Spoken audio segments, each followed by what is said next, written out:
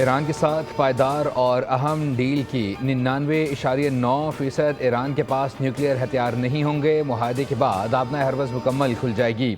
Iran deal کے مثبت اثرات سامنے آ رہے ہیں۔ تیل کی قیمتوں میں کمی ہو رہی ہے۔ امریکی صدر ڈونلڈ ٹرمپ کی مصری ہم منصب سے ملاقات کے بعد گفتگو۔ کہا ایران کے ساتھ ڈیل نہ ہوتی تو دنیا بھر میں معاشی دباؤ پیدا ہوتا۔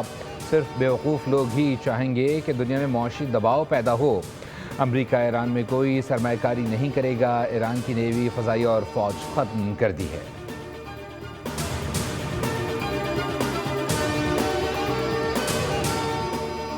سندھ کا بجٹ اب سے کچھ دیر بعد پیش ہوگا۔ سندھ کابینہ نے مالی سال 2026-27 کے بجٹ کی منظوری دے دی۔ وزیر اعلیٰ مراد علی شاہ کی زیر صدارت اجلاس میں صوبائی وزراء، معاونین، مشیروں اور اعلیٰ افسران نے شرکت کی۔ اجلاس میں موجودہ مالی سال 2025-26 میں ریکارڈ ترقیاتی کاموں پر وزیر اعلیٰ کی کاوشوں کو سراہا گیا۔ وزیر اعلیٰ نے کہا کہ نئے بجٹ میں ہر طبقے کا خیال رکھا گیا ہے۔ آئندہ سال بھی سندھ کے عوام کے لیے مزید کام کیے جائیں گے۔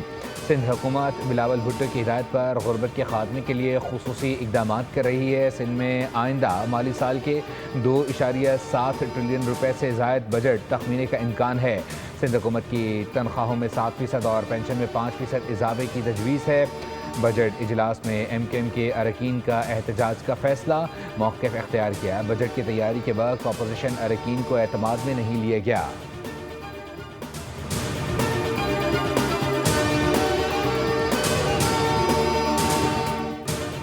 یہ مشکل بجٹ تھا۔ صوبوں نے وفاق کو پیسے دیے۔ پنجاب میں گزشتہ 2.5 سال سے کوئی ٹیکس نہیں لگایا۔ ہم نے ٹیکس بیس کو بڑھایا، کوئی نیا ٹیکس نہیں لگایا۔ پنجاب کے ریونیو میں 426 ارب سے 820 ارب تک اضافہ ہوا۔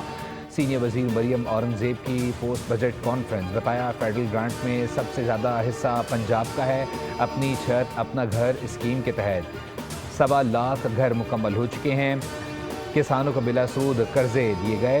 گزشتہ 2 سال میں کسانوں کو 31,000 ٹریکٹرز دیے گئے۔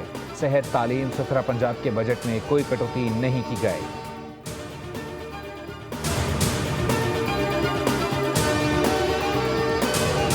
ٹیکس نہ دینے والوں کا بوجھ ٹیکس ادا کرنے والوں پر نہیں ڈالا۔ وزیر اعظم نے ذاتی کوششوں سے IMF سے معاملات طے کیے۔ حکومتی کاوشوں کی بدولت آج ملک میں معاشی استحکام ہے۔ وزیر اطلاعات عطا تعالی کی میڈیا بریفنگ۔ کہا مشکل حالات کے باوجود ریلیف پر مبنی بجٹ دیا۔ بجٹ میں تنخواہ دار طبقہ، صنعتوں اور ایکسپورٹرز کو ریلیف دیا گیا۔ حکومت نے FBR میں اصلاحات کی۔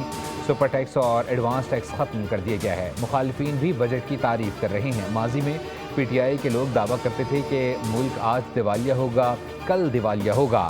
وزیر مملکت بلال کیانی نے کہا کہ موجودہ بجٹ ٹیکس نیٹ کو وسیع کرنے کا بجٹ ہے۔ تعلیم اور صحت اب بنیادی طور پر صوبوں کی ذمہ داری ہے۔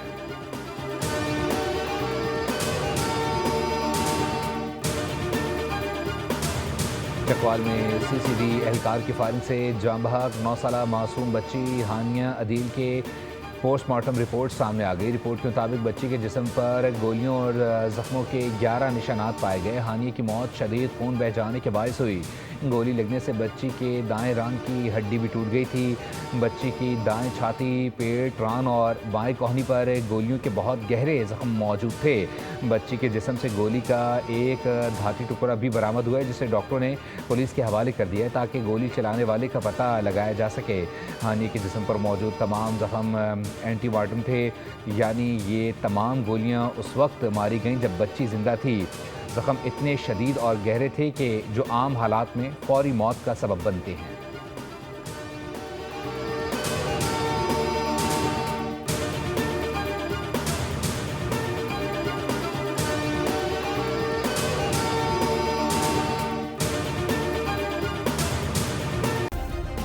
سبسکرائب کریں اور بیل دبائیں تاکہ کوئی خبر رہ نہ جائے۔